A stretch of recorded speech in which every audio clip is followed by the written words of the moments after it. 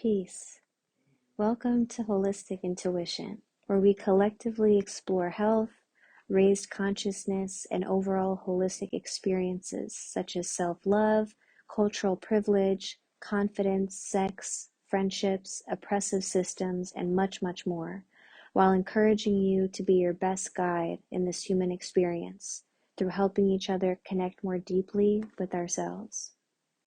Peace. Welcome back to episode 15 of Holistic Intuition. It has been a while since I've been on here. It's been like a month or something, and that has been very intentional because there's just been a lot going on in my life. And as I've said before, and I will continue to say, this platform for me is sacred, and I won't just get on here just for the sake of getting on. I won't just say something for the sake of saying it.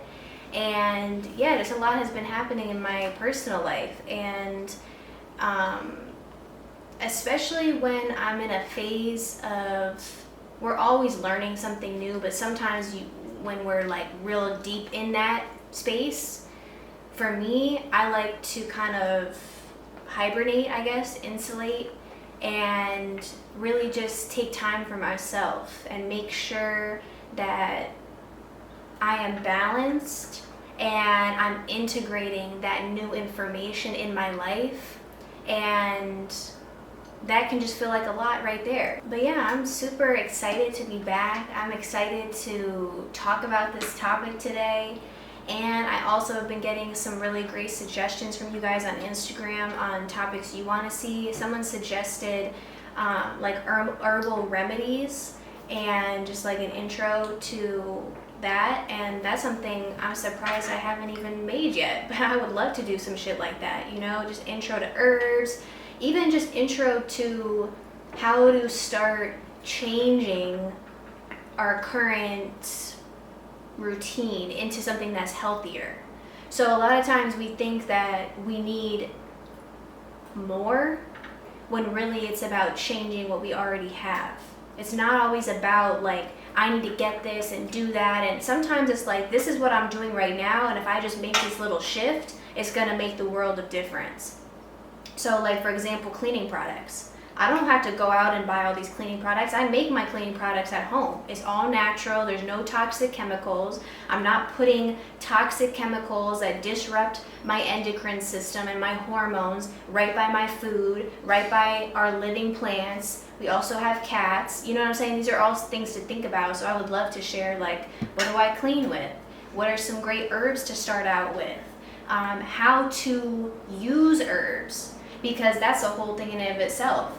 So I'm definitely going to do that. But today's episode is going to be on how to create meaningful conversation.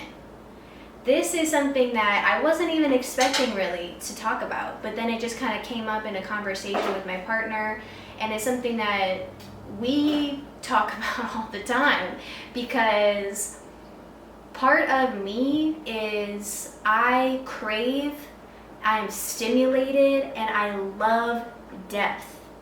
I really dislike shallow, surface level things.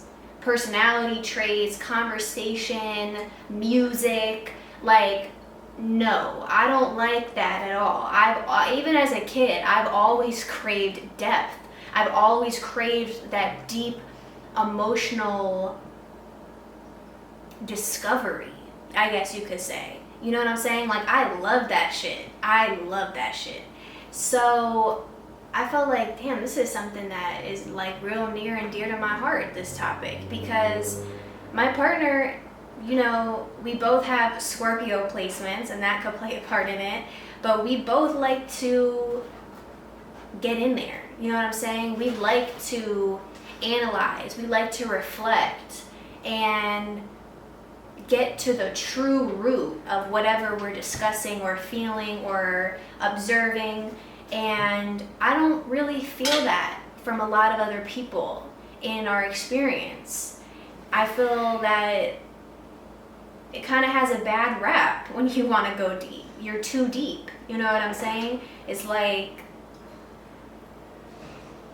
that should be a compliment to me. If someone knows how to get deep, they're comfortable in the depth, they explore the depth, I don't see how that could ever be a bad thing at all. But someone that stays comfortable because they don't want to dive into the things that make them uncomfortable, they want to stay at the surface, they want to just continue those routines, that doesn't seem like a positive to me. So, before we get into it, let's do our ritual. If you're new here, I always light something, incense, sage, candles, as a way for us to set our intention before I start expressing myself. Because when we set an intention later on, it allows us to more accurately analyze, was my intention fulfilled? Do I feel fulfilled? What questions do I have? Rather than just kind of like going in blind and then you leave and we don't really reflect as much as I think we should as a community. So let's get into it. As I light this incense, really feel, what do you want to learn? What do you want to feel today? What do you want to integrate from this conversation? Because this is really important. Meaningful conversation. Come on.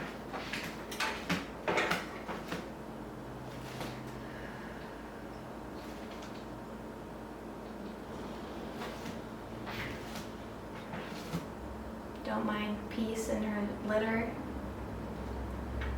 It smells delicious. Alright, we got the incense, we got the crystals, we got the plant, we got the herbs. Let's get into it. So, let's start with, if we want to create anything, we first have to create that in ourselves, right? That's something I have always said and I will continue to say, because so often we are taught to look outside of ourselves for everything. That is what this society, that's how capitalism succeeds. That's how, you know what I'm saying? To look outside of yourself and take away from your power, from your true essence. So if we want to create meaningful conversation with other people, we first have to go within and say, am I creating that for myself? And what does that look like? Number one, to me, is assessing where your ego is and how it plays a role in your day-to-day life. So what is the ego? In a short term, in a short way, the ego is basically the stories that we tell ourselves about us. And really those stories, they can serve us. The ego is not a bad thing, but a lot of times those stories keep us complacent. They keep us in victimhood. They keep us in comfortable cycles that are not healthy. And let me give you an example. Growing up, I didn't feel that comfortability to express my emotions. Damn, peace. Gonna get the litter everywhere. I didn't feel 100% comfortable, or even close to 100% comfortable, to express my emotions with my family because of the way they showed their emotions, because of the comfortability that they projected onto me, you know, because as a kid, majority of who we are stems from our parents, you know what I'm saying, or whoever we're growing up in the house with. So that for me created this wall of, as a young adult, as a teenager, you know, through college, after college, of just being very closed off. Very much of like that Scorpio essence, like the typicals. When people think of a Scorpio, they think of someone that's very closed off and guarded, and that is the unevolved Scorpio. That's who I was. I was very guarded because I didn't ever feel that safety in myself, right? So there's no way I was gonna like just share some shit to some other person because I didn't have that for myself. You know what I'm saying? Because those things needed to be taught to me as a child. So I basically made this story in my my ego made this story of myself that this is just a personality trait. I am just super guarded. I am just super, super, super slow to open up. Now, is that still a part of my essence? Am I a private person? Do I take time to learn somebody before I just like spill the beans? Yes, I'm not someone that you're gonna meet and just be like, you're gonna know my whole story. No, I like to keep things for myself until I figure out, is this someone I want to share this with? I don't just share for no reason. My sharing is intentional. So I had to release that idea that this is just a personality trait, that I'm just super private and I'm just this and that. It was like, no, this was a response to trauma. You know what I'm saying? Trauma is not always the most extreme versions of how we hear about it. Trauma can feel like, as a kid, I didn't feel comfortable to express myself because it created a result. You know what I'm saying? That was the trauma, and it created a result that hindered me in my life. So I had to release that and say, ego, we're releasing that. I actually need to heal something in myself. I need to create comfortability in myself so that I can create vulnerability with other people. So like I said, it was like a twofold thing. Is I had to release it while also understanding who I am at my core, that I am more of a private person, that I am more reserved in certain things, and just balancing that. You know what I'm saying? It's a balance. But when you're too one way, then it doesn't feel good. So I just want to give a quick example of how the ego can play a role.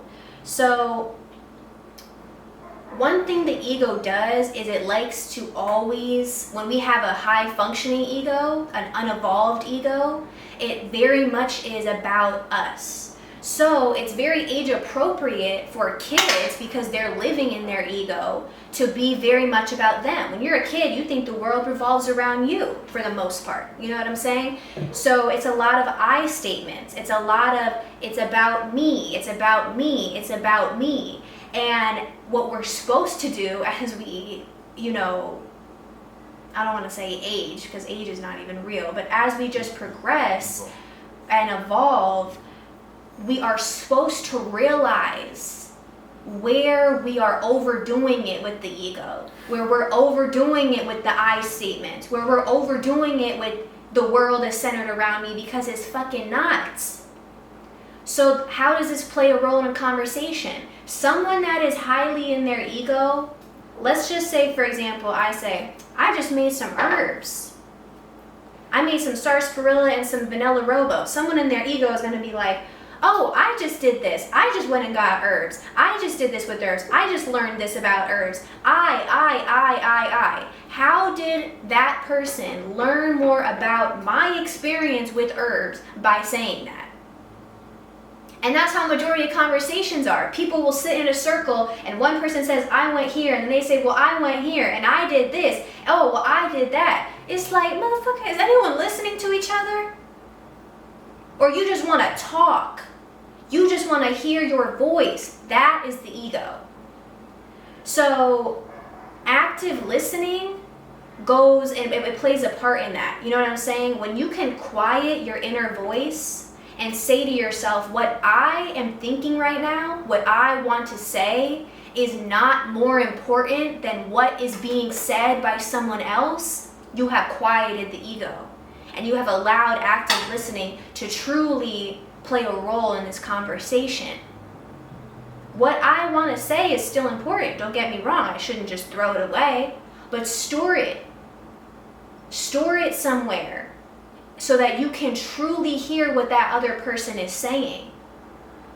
A lot of times, like, think of like in a classroom setting, the teacher says something and everyone's like, pick me, pick me, pick me. They raise their hand. Who was actually listening to the teacher for the full extent of whatever they were saying? Because they were so wanting to say what they wanted to say. So I hope that makes sense, because that's something that is like, I see that all the time. It's like little kids running around in adult bodies because everyone's just a pick-me. Relax. You're not more important. We are all equal. What you have to say is not more important than the next person has to say. What your perspective is not more important than the next perspective. What your truth is does not take away from other people's truths.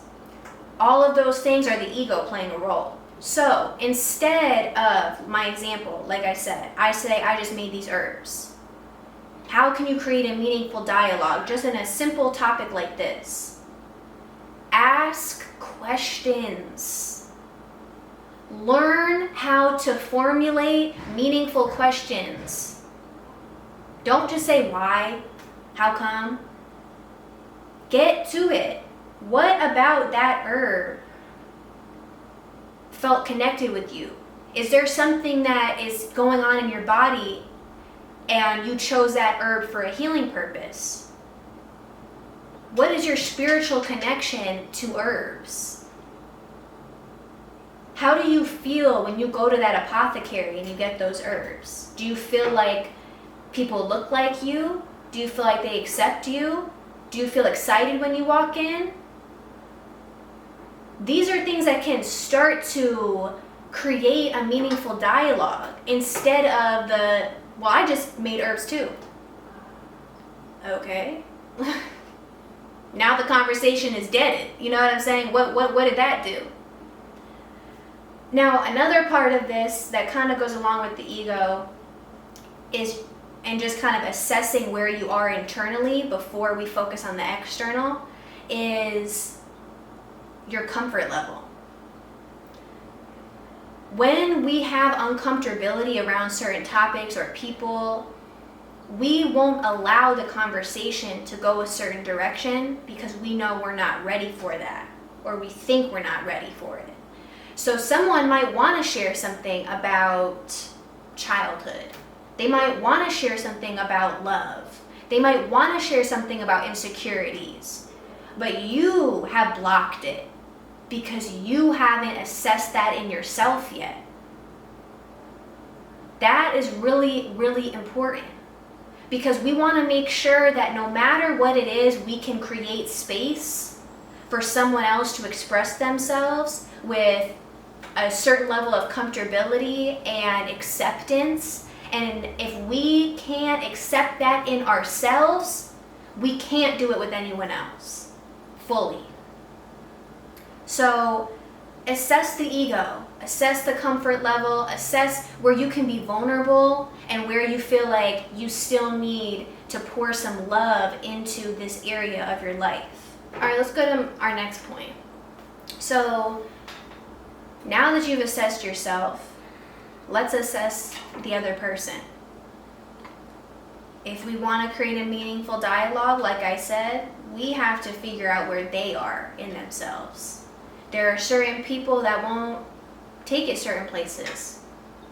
They won't allow the conversation to go that way. They won't allow their emotions to be expressed or felt in certain ways. And that's really important for you to know if you're going to share space with someone. Because we like to look at certain things as sacred. Honestly, every fucking thing we do is sacred. These herbs are sacred.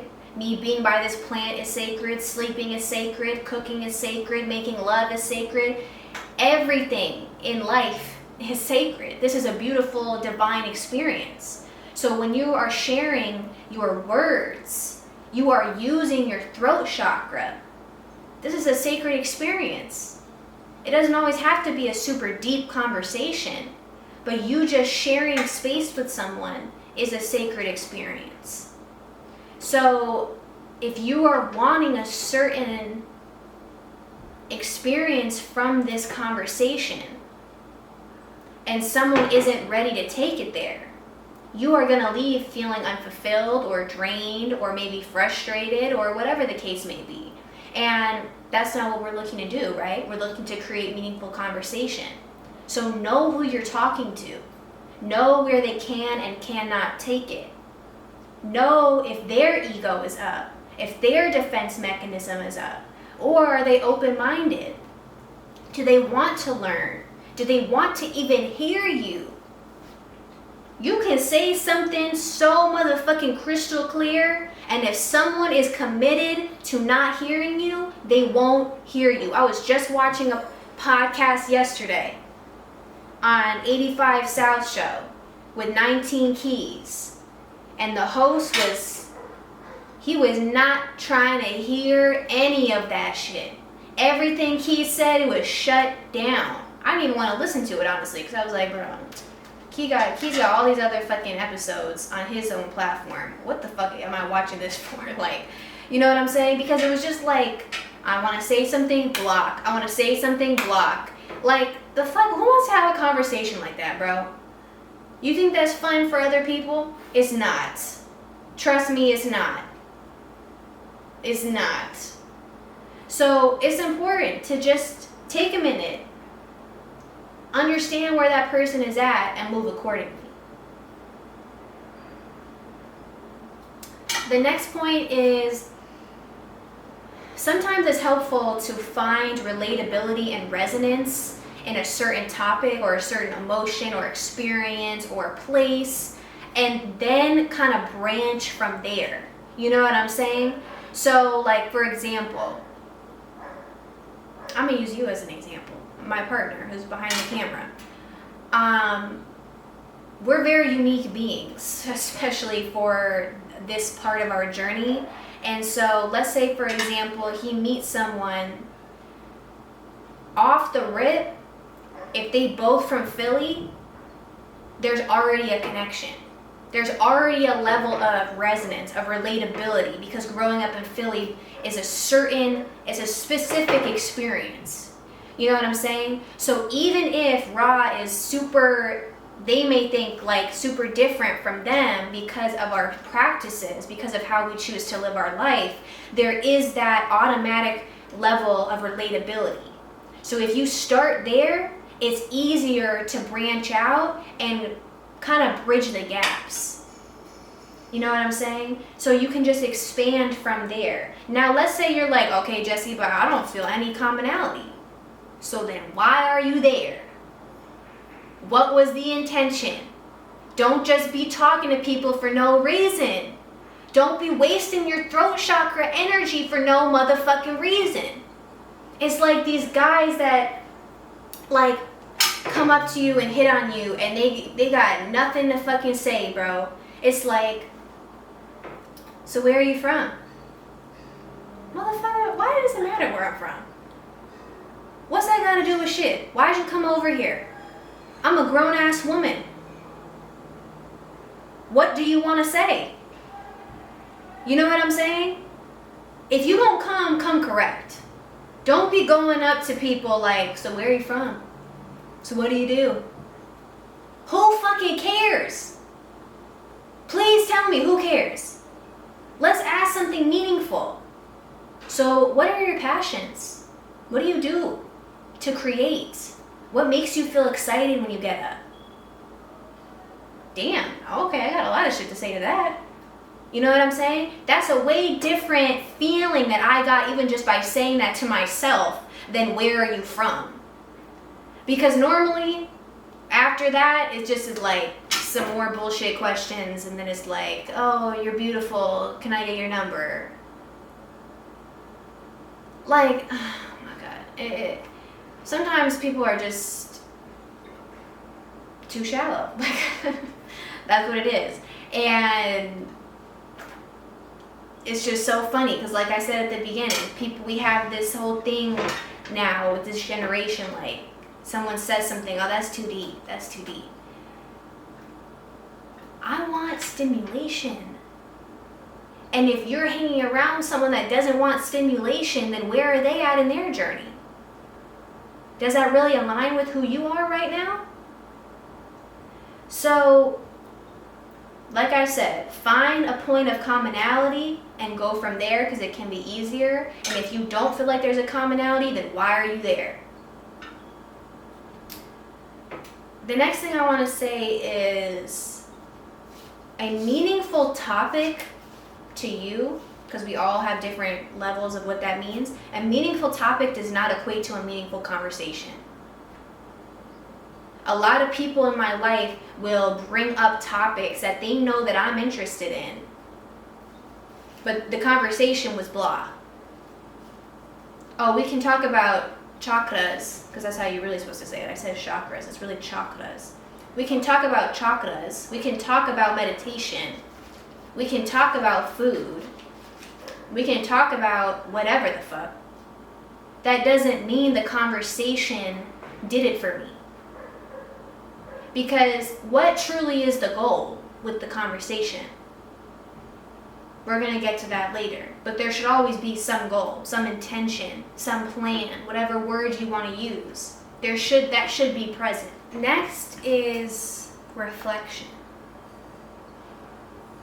I don't feel that we reflect enough on our experiences, because if we did, we wouldn't be doing the same thing. And it's easy to bypass certain things when there is no attention on it. It's just like, I did this, and then I did that. You know, you talk to some people, you're like, what did you do today? I did this, and then I did that. And then I did that. And then I did this. It's like, okay, where is the feeling? Where is the emotion? Where is the intention? Where is the passion? Where is the deeper shit? Are you just going to talk about doing things? Or how it made you feel? Like, you know what I'm saying? Like, where are we going with this? So after I'm in certain interactions or certain conversations, I ask myself, how did that conversation make me feel? Fulfilled? Drained? Inspired? Emotionally triggered? Because just because it's something that may feel heavier, that doesn't mean that it wasn't a good conversation. That doesn't mean it wasn't meaningful.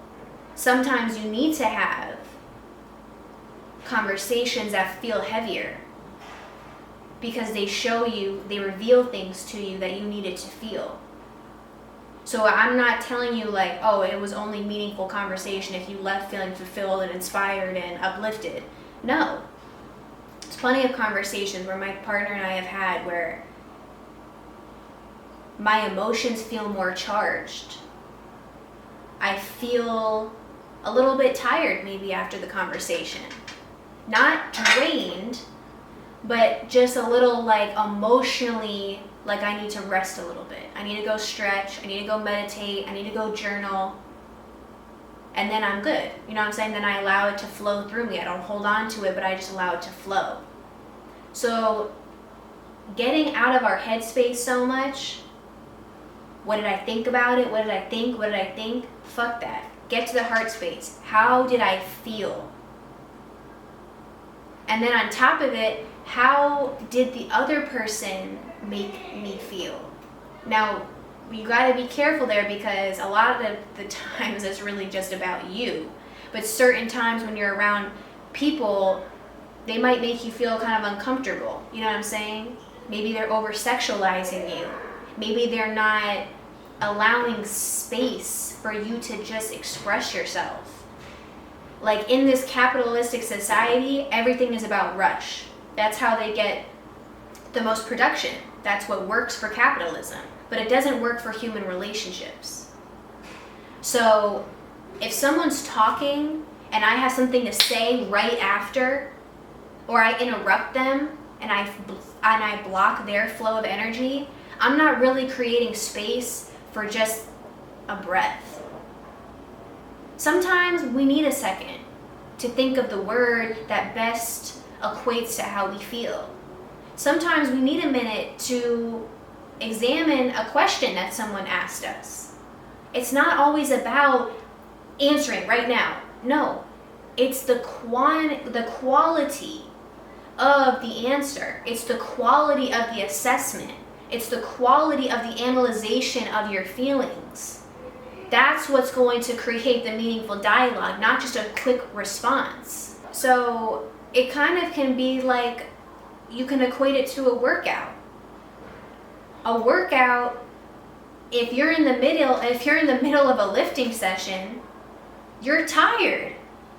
Your muscles are fatigued. Does that mean it was bad? No.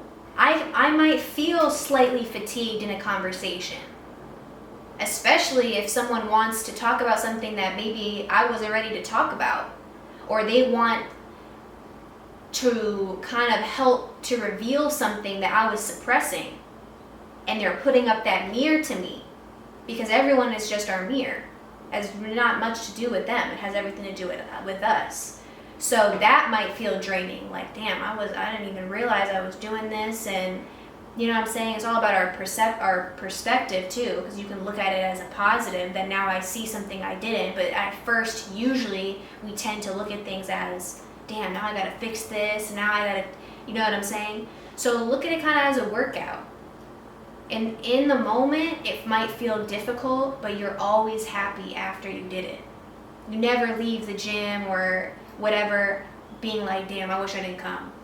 I have never have experienced that. And then to close out, as I said before, we need to make sure that we have an intention. That why was I here? Why? Knowing that we are divine beings, limitless, everlasting, I am not going to waste my energy on anything that doesn't align with me. So I don't talk just to talk. I don't go places just to go. I don't do shit for no reason, honestly.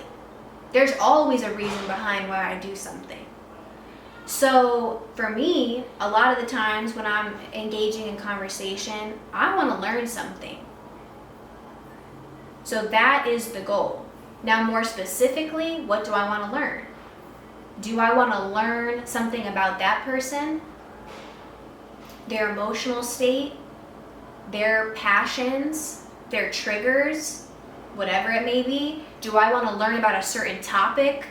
So like there's someone at Alkaline Naturals, where I get my herbs from, and she was talking about cardology and how that can kind of just another modality to just help you understand our unique experiences in this life. And that's something I don't have any knowledge on. So I get super excited when I hear about things like that, you know, something kind of more in like the spiritual realm, where it can help me understand myself more as an individual. So that was exciting, you know, and I want to learn more from her about it. So maybe it's a topic, maybe it's about myself.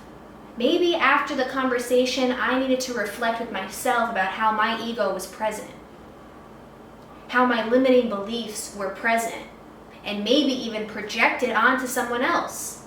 Because most of us have had a conversation where we say we want to do something, we want to try something, we want to go somewhere, and someone meets us with, oh, well, that's kind of hard.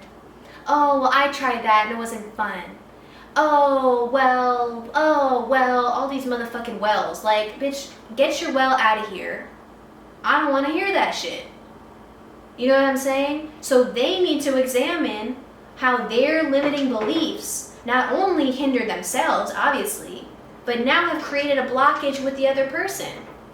And you're projecting some shit that they don't need to hear that. You know what I'm saying? So where did my awareness grow? In what area? Was it the topic? Was it myself? Was it the other person? Something, if you're not learning something from a conversation, please tell me what the point is. Because there's a lot of people. I just had a conversation not too long ago with some family members where there was no curiosity. There was no, what can you teach me? It was all, I know everything. And I'm older than you, so I really know a lot. It's like, whoa. Why are you here then? Because I don't care if I'm next to a 2-year-old. I'm going to learn some shit. Especially with some kids. Kids are closer to shit than we want to believe. I'm going to learn some shit. I'm not going to leave an interaction being like, oh, well, fuck, that was no point. I didn't learn anything. Even if I didn't like that shit, I'm going to learn that I didn't like it. I'm gonna learn that I don't want to be around that person, that I don't want to engage in this topic with this person, that I don't want to share myself with this person.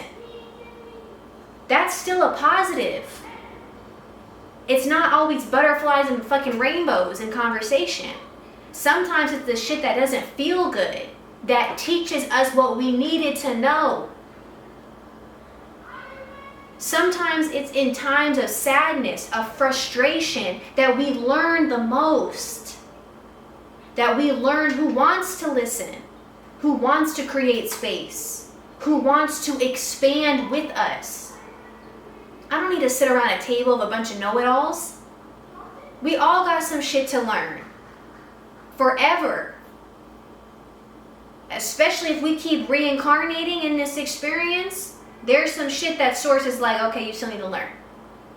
So who are you? You feel me? We all got some shit to learn. And when we get in that stage of, I know everything, and I don't want to change anything, and it feels like blah. There is so much to this life. There is so much to experience. There is so much to feel. There's so many places to go. There's so many people to meet. Like, this shit is fucking endless. So what can we learn? All of these things, I guarantee you, if you're not having meaningful conversation and you crave that, if you implement these things, you will feel it. You will feel it. Because I felt it in myself. When I wasn't feeling that I was getting enough vulnerability from people, enough intimacy with depth, I had to go within myself with like I said, with point number 1 and be like, well, Jessie, you're repeating this story in your mind that you won't share certain things, that you won't be vulnerable. So what do you expect? You know what I'm saying? So I have felt firsthand all of these things, you know what I'm saying? Every day, anytime I talk to people, I feel it. You know what I'm saying? So if we're able to better communicate with people, that is the foundation of every relationship, is communication. It's not always easy.